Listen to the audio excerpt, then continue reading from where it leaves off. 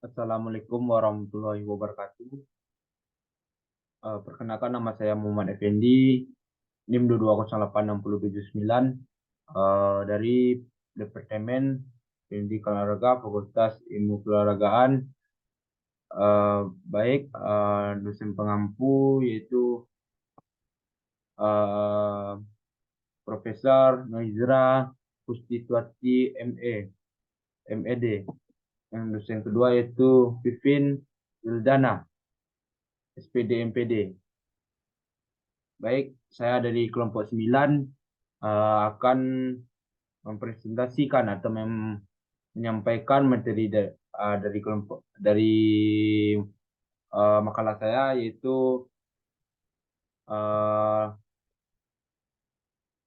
administrasi layanan khusus. Yang mana yang pertama yaitu pengertian layanan khusus. Administrasi layanan khusus adalah administrasi dalam dunia pendidikan yang memberikan layanan secara khusus atau suatu usaha yang tidak secara langsung berkenaan dengan proses pembelajaran mengajar di sekolah. Yang kedua, jenis-jenis administrasi layanan khusus. Yang pertama yaitu perpustakaan merupakan salah satu unit yang memberikan layanan kepada peserta didik dengan maksud membantu dan menunjukkan proses pembelajaran di sekolah, melayani informasi-informasi yang dibutuhkan secara memberi layanan kreatif melalui koleksi bahan pustaka. Itu fungsi yang di sini ada fungsi dan pengolahan bahan pustaka di sekolah. Yaitu yang pertama fungsi perpustakaan sekolah. Yang pertama itu fungsi pendidikan. Yang kedua fungsi informasi. Yang ketiga fungsi rekreasi. Yang keempat fungsi penelitian. Yang kelima fungsi penyaluran hobi. Yang keenam fungsi penambahan rasa tanggung jawab. Yang B-nya itu pengolahan bahan pustaka. Yang pertama klasifikasi, yang kedua katalogisasi, yang ketiga itu pemberian stempel, yang keempat pemberian nomor pada buku, yang terakhir yaitu pengaturan buku pada rak. Selanjutnya nomor 2 yaitu laboratorium. Secara sederhana, laboratorium dapat diartikan sebagai suatu tempat di mana dosen, mahasiswa, guru, siswa, dan orang yang melaksanakan kegiatan kerja ilmiah seperti praktikum, observasi, penelitian, demokrasi, dan pembuatan model-model dalam rangka kegiatan belajar mengajar. Yang pertama itu ada jenis-jenis laboratorium.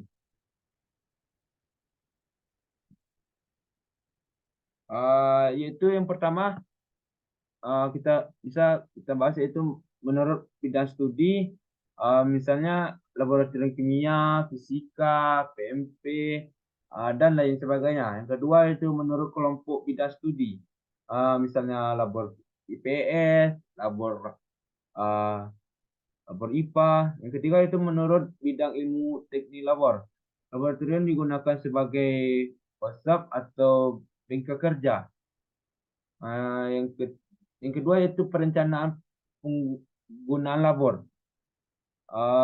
Di sini ada yang pertama itu jenis labor yang digunakan, yaitu yang kedua pihak yang akan digunakan, yang ketiga waktu yang tersedia, yang keempat peralatan yang akan diperlukan, yang kelima jenis bidang studi. Yang keenam, pokok yang akan dipraktikumkan. Ya, ada juga yang ketiga itu langkah-langkah dalam perencanaan penggunaan labor. Itu yang pertama itu menganalisis kurikulum secara keseluruhan. Baik tujuan kurikulum, tujuan umum pengajaran, tujuan khusus pengajaran, pokok pembahasan serta pokok pembahasan. Yang kedua itu menentukan bobot taksonomik pada bahasan. Yang ketiga itu mengembangkan materi dan pokok pembahasan.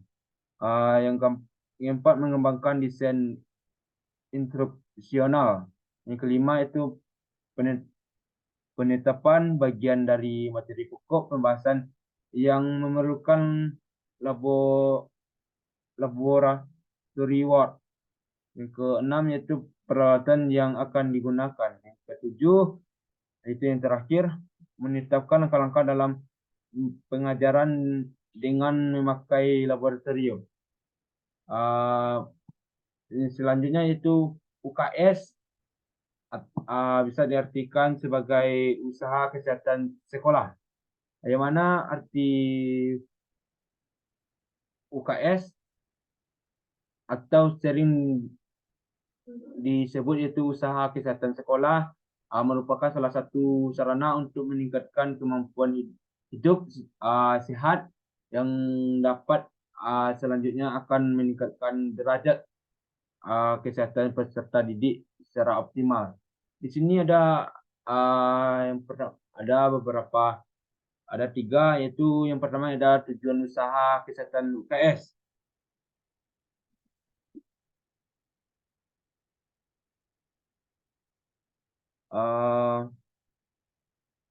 Yang mana tujuan ini adalah untuk meningkatkan kemampuan hidup sehat dan derajat kesehatan peserta didik serta ciptakan lingkungan yang sehat sehingga memungkinkan pertumbuhan dan perkembangan yang harmonis dan optimal dalam rangka pembentukan manusia Indonesia seutuhnya.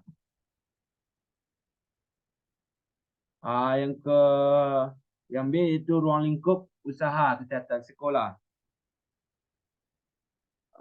Di sini ada program UKS yang dikenal dengan istilah trias UKS yang meliputi. Yang pertama itu pendidikan kesehatan. Pendidikan kesehatan ini dilaksanakan melalui dua kegiatan, yaitu melalui kegiatan intrakurikuler dan kegiatan ekstrakurikuler. Yang kedua yaitu pelayanan kesehatan. Pelayanan kesehatan dilaksanakan dengan kegiatan yang bersifat komprehensif. Yang ketiga yaitu pembinaan lingkungan kehidupan sekolah.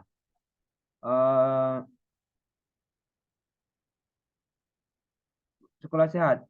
Pembinaan lingkungan kehidupan sekolah sehat dilaksanakan dalam rangka menjadikan sekolah sebagai institusi pendidikan yang tepat dan dapat menjamin keberlangsungan proses belajar mengajar sehingga mampu menumbuhkan kesadaran, kesanggupan dan keterampilan peserta didik untuk mampu menjalankan prinsip hidup sehat. Yang ketiga yaitu peran guru dalam UKS.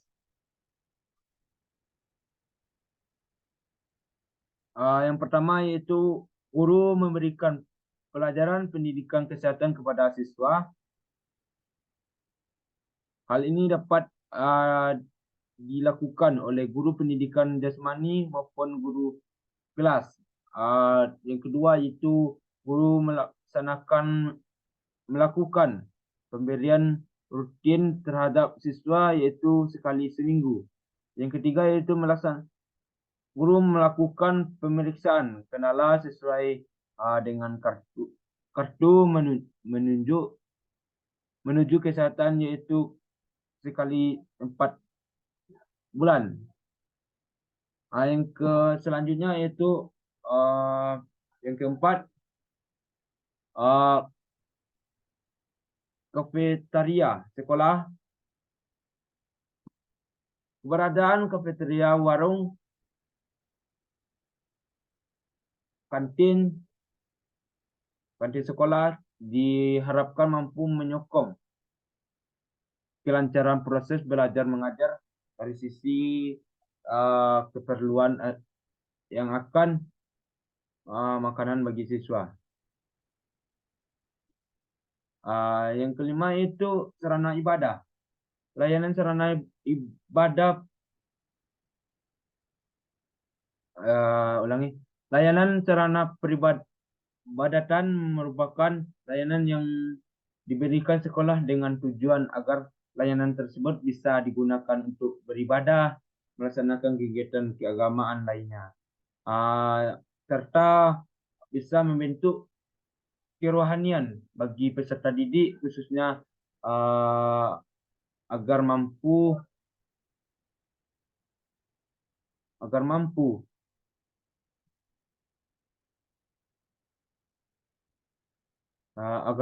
menjadi manusia yang baik dan beriman.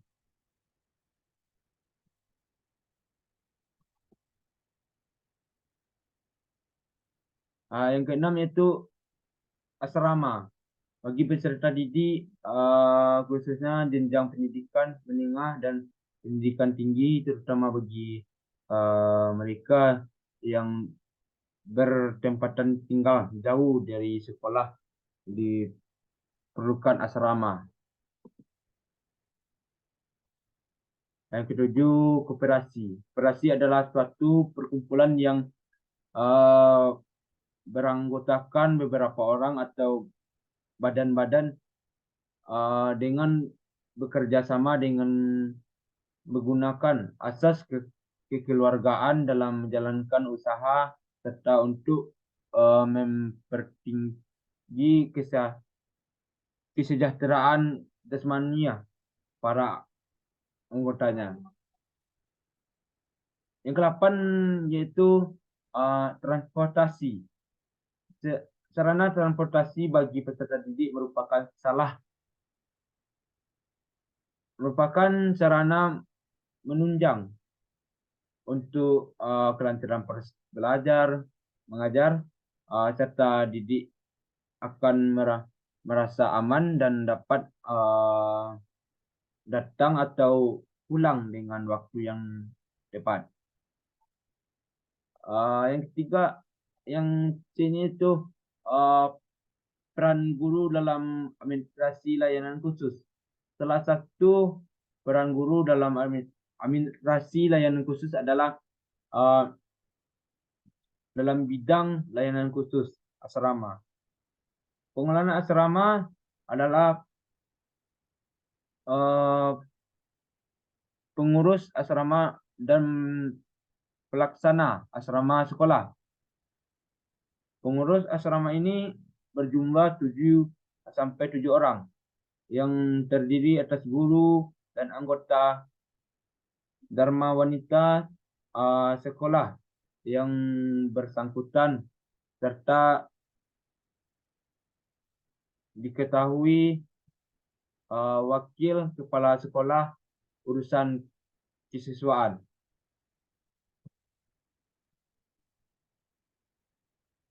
Di sini ada juga tugas dari pengelolaan asrama sekolah, yaitu yang pertama itu memberikan peraturan penyelenggaraan asrama. Yang kedua itu menyusun perencanaan anggaran belajar untuk pengelolaan per tahun. Yang ketiga yaitu membuat peraturan yang berkaitan dengan keamanan asrama sekolah. Yang kedelapan itu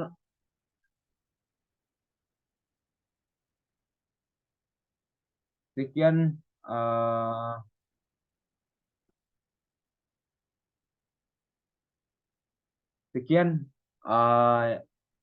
materi yang dapat saya sampaikan. Kalau ada salah kata atau kekurangan yang saya sampaikan, saya mohon maaf. Mungkin banyak kekurangan atau kurangan saya untuk menyampaikan materi. Saya Saya mohon maaf sebesar-besarnya. Saya tutupi dengan watak. Assalamualaikum warahmatullahi wabarakatuh.